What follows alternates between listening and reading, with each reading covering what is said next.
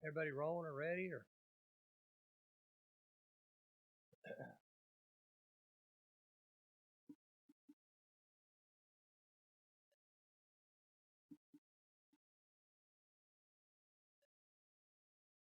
You guys good? All right, we're ready to roll. We had a good game obviously last week.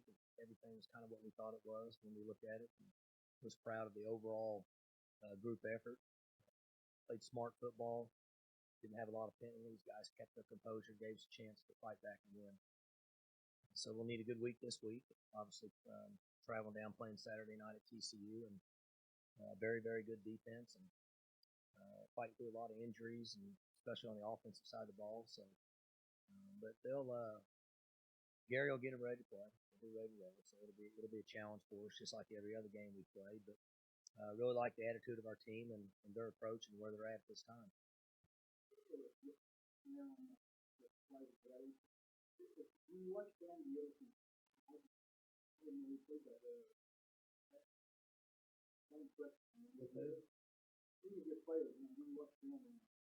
Sure, you see things that it never fails if you win or lose. You see things that make you think that I'm glad it's not as bad as I thought it was, and then you see things that I thought it was better than that. But always that way. Been that way for me being in the game for 30 something years. Um, it's never as good as you think it is. It's never as bad as you think it is. Just like life. The last two games have been all season. What was behind that change up for struggling for that? I'm not sure. I would like to say that we had an answer and fixed it. We stress it consistently all the time. We did it the last 2 weeks. Prior to that, we did it.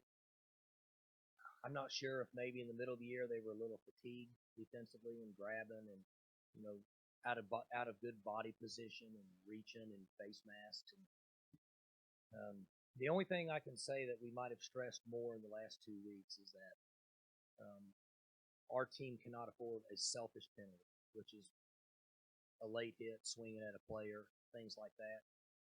We've categorized them as not a dumb penalty, but a selfish penalty, and maybe that's good.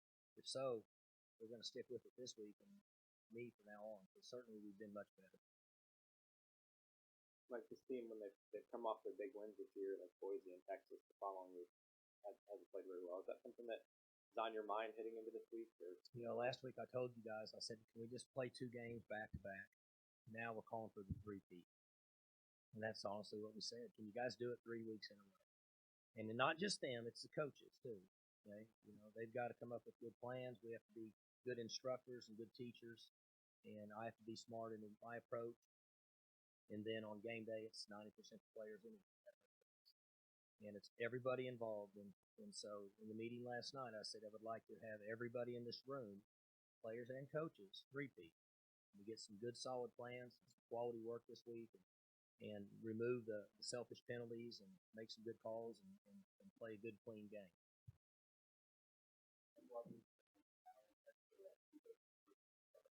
He did very well. I thought he was physical. Thought he had composure. I thought as the game went on, he had more vision. For running backs in my history, their vision gets better through reps, just like quarterbacks do through reps. Once they see it enough, they get better at it. And for those guys that come through the line, they start to feel a guy coming and how to make the cut and veer away. So I thought he was really good for the number of plays that he's competed for us, basically being in a position where we're playing 2 reps. Saturday, you John was going to be out Wednesday. What's kind of his status going forward? Expect out this week? I feel like he's going to practice Wednesday. It's hard to really tell until they get out there and push around. See, Hambright's pushed around on his, and then never got where we felt like he could play a game. Then when we did, he got in practice and got hurt. So it's really hard to know where you're at with those guys until they get out there and go during the week. How does he react to the turnovers? -3.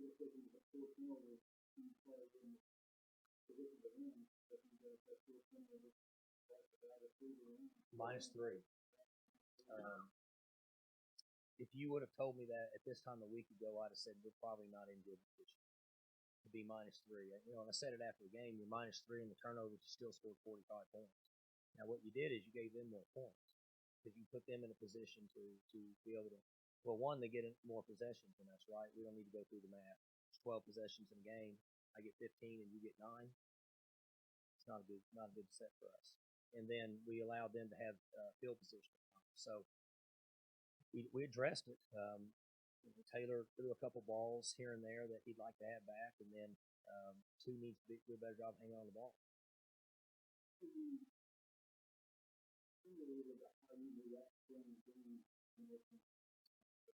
I'm not a believer in being rough or scolding them, I guess would be the best term, because you're in the game now, and so we want to be supportive and continue to remind. We want to remind them of what we think happened.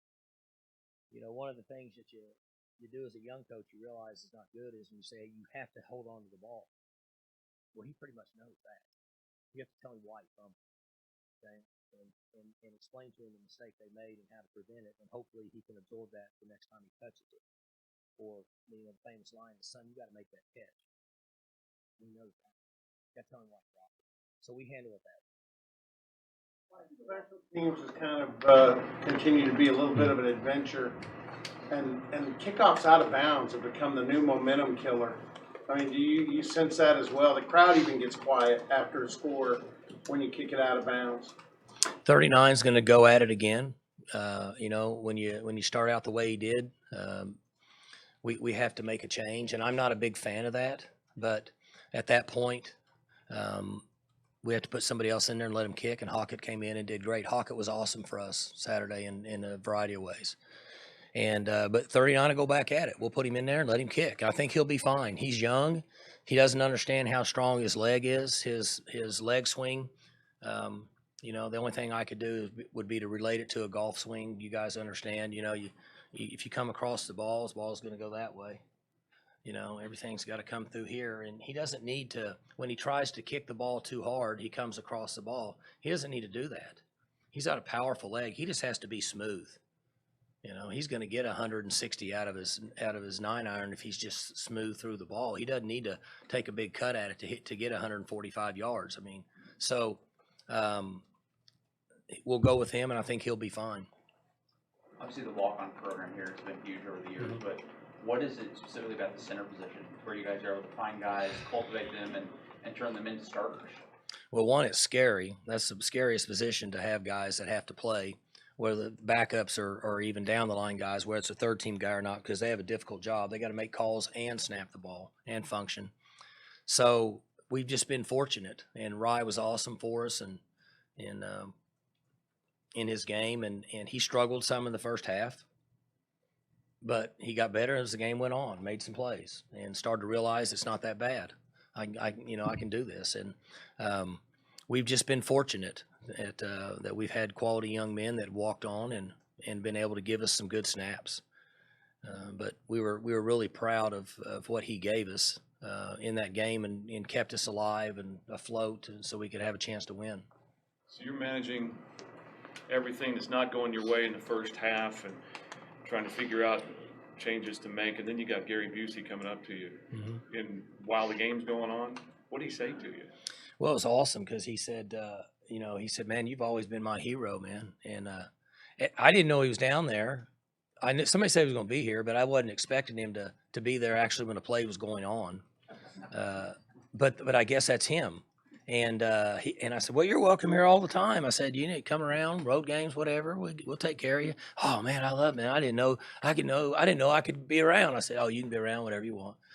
So it was entertaining. It was a little surprising, I will say, but it was entertaining, and it was good that he was around and excited. He goes, man, I watch Cowboy football all the time, So it was pretty cool, I guess.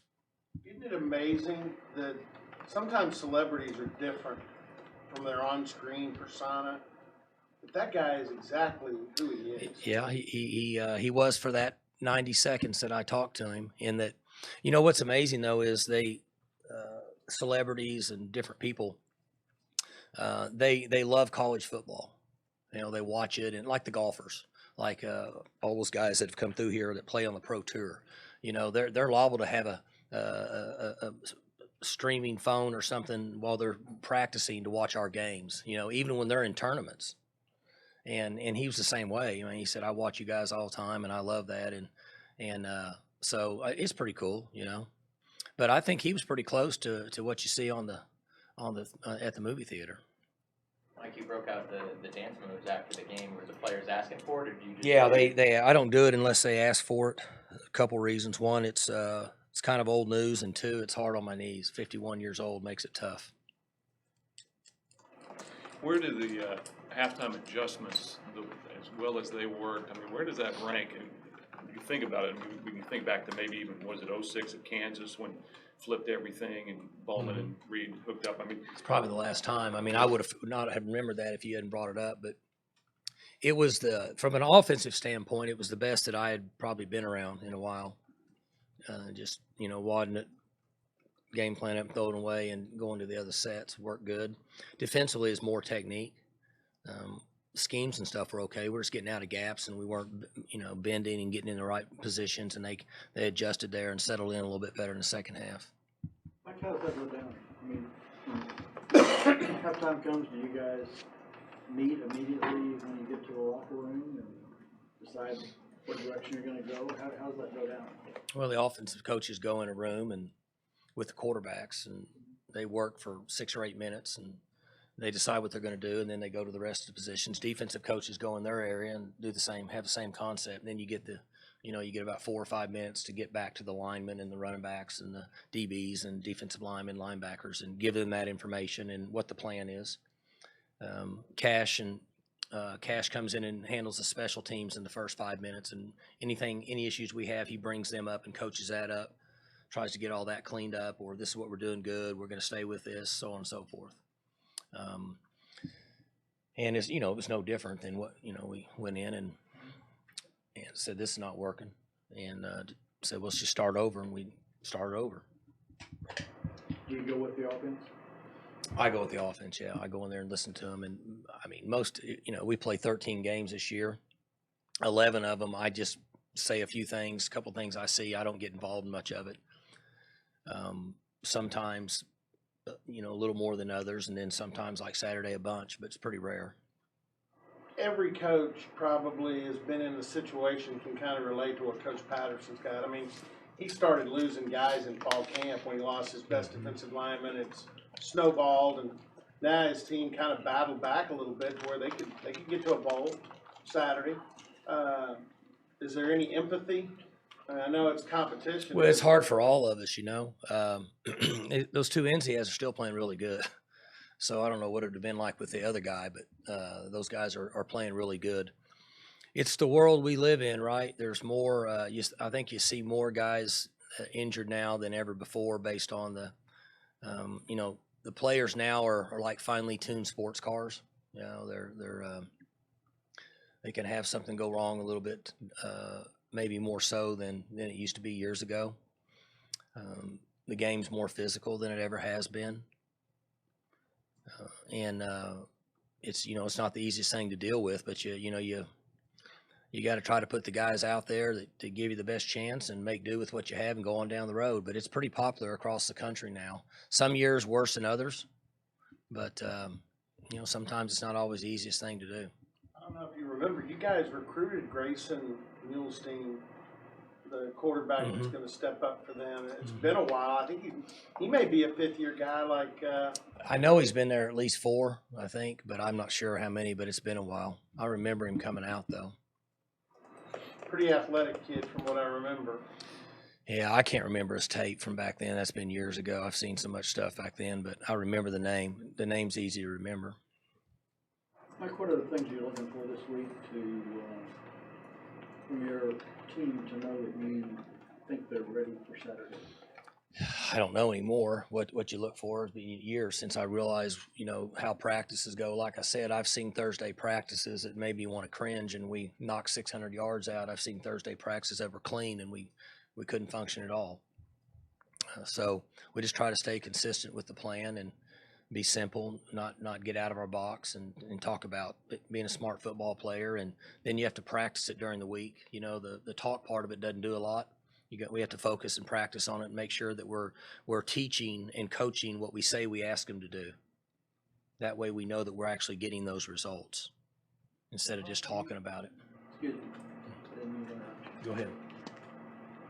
Is it hard for you and your staff to find a balance between the verbal part of it and the execution part of it? Not really. I mean, I've said this from day one. You know, we explain to them what we want, and then we have to coach it and teach it along the way. So if you're asking them to be in good body position with the proper finish on defense, where your knees are bent to where you can try to do the best you can, like 20 did here with the quarterback when he caused the fumble. He was in perfect body position and control, and he attacked and made that tackle. So you have to coach that during the week. So when they're in their team versus scout periods, if guys are running, they're out of control, and they're just touching off and all that, you got to stop it and fix it. Or that's what they're going to do in a game, in my opinion. You got to tell them, I want knees bent, I want you in good proper condition where you can make that tackle. Same thing on offense. You know, if you're teaching and coaching ball security, and they're in practice and their ball gets loose and it's not there, you have to stop it, teach it, coach it, and tell them right then, it's not the way we carry the ball. So I think it's more about, coaching is more about following through on what we ask them to do, and then don't let them get away with any little thing at all. That gives you the best chance, in my opinion. Mike, you talked about post-game how happy you were for Taylor. Do you personally feel any satisfaction, justification, given the feedback from the outside that people gave you early on for choosing him as a starter? Were you not here on my last speech on feedback from the outside? I don't get any satisfaction out of anything. Between myself and the coaches, I mean, we're going to do what we think's best. I think he's probably justified himself to be a quarterback at this level, and there'll always be people that doubt things on the outside, but you know, I don't know what his numbers are. I honestly don't pay attention to any of that. I'm going to guess his numbers are probably pretty close to guys we've had here the last few years. And those guys, you know, Mason left here maybe the most decorated quarterback that we've ever had, and there were some games that he had that we weren't real favorable with, and he felt the same way. He texted me after the game and, you know, and said he's real excited for Corn and what he's done, and because he lived in that world with him, you know, for 3 years. So mainly, if there's any justification at all, and I really mean this, I don't think Corn cares at all.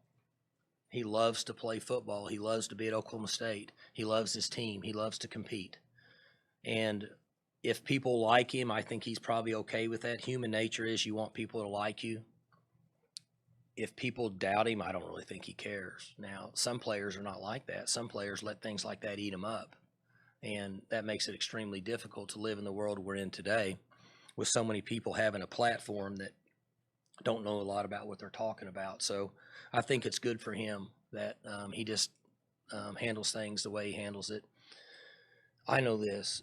I know the team has tremendous respect for him, and the coaching staff does. Other than that, it's hard to really satisfy anything. Yeah, it didn't work out for Chris Smith, who was, I thought, a very good backup to you. Loyal and supported you. Mason had that same luxury with Corn. Mm-hmm. Is it kind of good, though, to see a guy who handled that role when he gets the big stage, handle it as well as Corn has? Yeah, it's been awesome for him, and you have to be strong. I mean, I don't give a flip about outside sources, but kids may listen to that, and those do affect people based on what happens in society. That's one thing we don't talk enough about.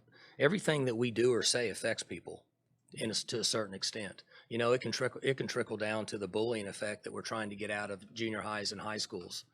And, you know, if we're not careful, things we say or do is no different than bullying on the internet.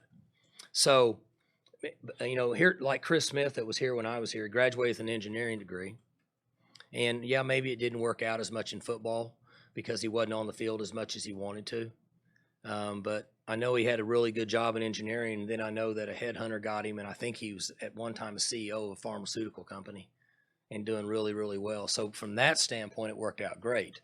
The football aspect, sometimes we always can't control that. But there is what Nathan asked about. There is satisfaction with me for Taylor because of what happened. Not from the outside, just because he's put a lot into the organization. From that standpoint, yes, I get satisfaction in that. Talk about Thanksgiving as far as it's a football holiday. Kind of give us a Mike Gundy perspective, because you have to practice on Thanksgiving. It's a Fa- goal when you're a high school kid. Favorite holiday, because you get to get hopefully you get together with family and you eat and spend time. And you don't have to open presents. Presents are a distraction. This is family and football and good food, and it's always been the favorite holiday in our family, and it is with me. Now I'll have Thursday with my side, and then Kristen will have her side Friday, and be a little different this year because Kale's he won't be there because they have to leave. Usually he's there and keeps it entertained, and now he may drain the refrigerator out of beer, but at least he's there and it's good entertainment. So it's a great time for us. They play what? Do they play a day or game or night game? Yeah. So let's say I'll be in Texas, right? We'll be at TCU. Yeah, so that'll give me something to do Friday night. But no, it's a great time. You know, it's always a lot of fun, and we've been very, very, very lucky that we've got a lot of family around, and now nieces and grandnieces and grandkids and great grandkids, and so it's a great holiday. My favorite by far. What's your favorite dish on Thanksgiving? I do all vegetables. I love all the sides, every kind of asparagus and the casseroles and mac and cheeses and sweet potato stuff and the I don't know what all my mom and sister make, all kinds of stuff. But I do all the vegetables because I can get the ham or the turkey any day of the year, but they make some stuff that I can't get. They do greens and different potato casseroles and all that. So that's my favorite. Mentioned Taylor's even temperament throughout the year. You went right off Thanksgiving, didn't you? You said, I'm done with that, man. I mean, a young guy, he's like, dude, I got to write this up. I mean, people will be on me. What kind of goes through your mind, like in the first half when that defender kind of got in his face, he didn't really back down? What's kind of going through your mind in that moment? You know, it's interesting. I'll be honest with you. I'm so not into that stuff. And I know Gavin and Kevin Clintworth, they get nervous when I get off track, but yeah.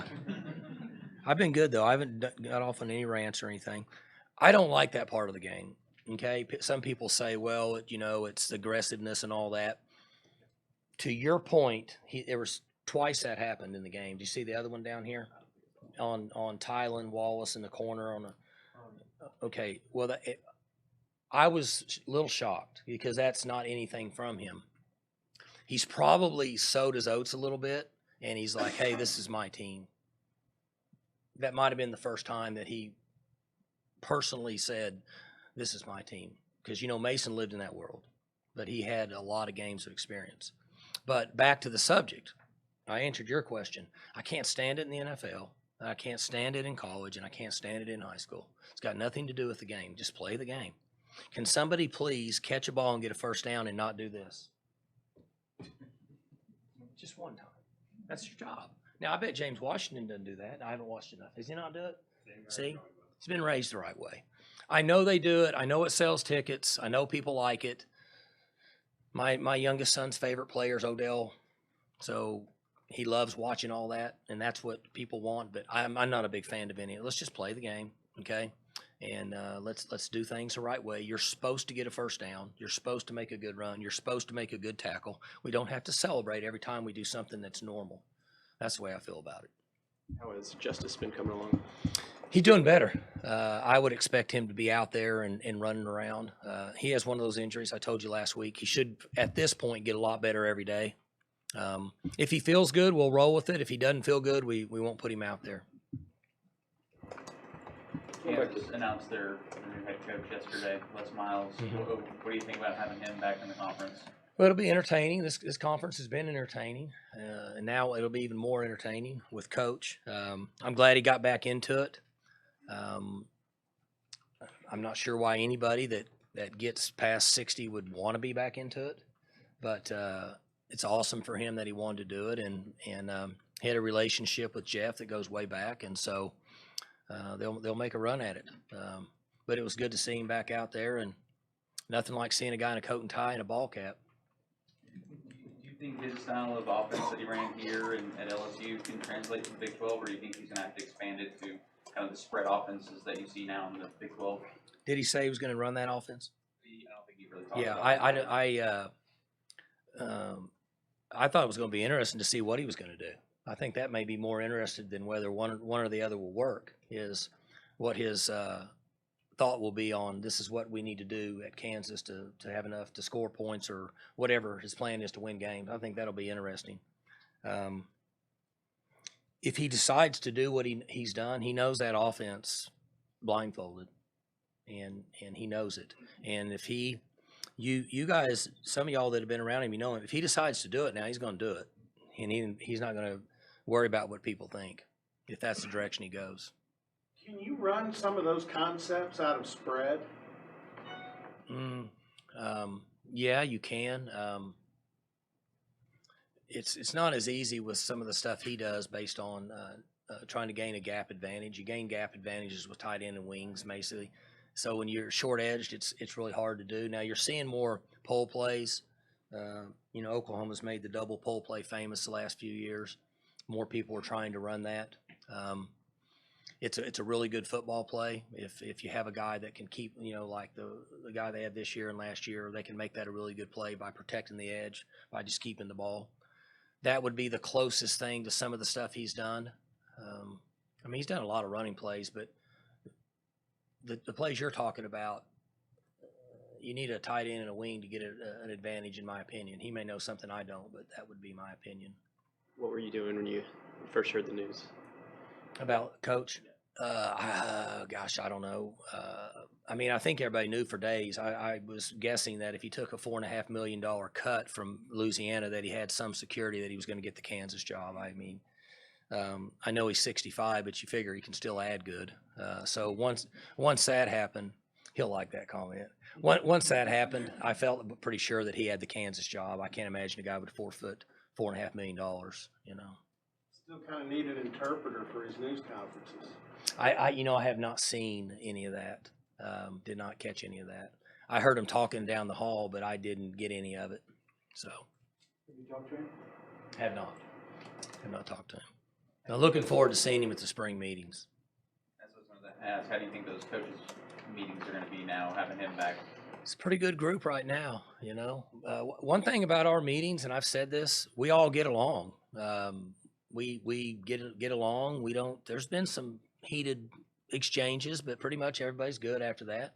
Not like what I hear that goes on at the SEC in their meetings. So you got some different personalities in there, and so it'll be interesting.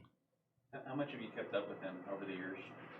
Well, it's easy to follow. You just, look and see if they've won. I see him play some, not a lot. I don't watch a lot of people, but it's been pretty easy to keep up with them. The tree goes on with Henson and Mallory's and Munkins and all the people that were here with us. Everybody kind of networks. I don't network, but they network with people, and I hear different things. And so I saw where his son threw a touchdown pass, a Hail Mary before halftime. That's pretty cool. Yeah.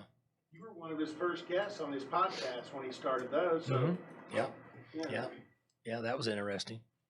That was good stuff.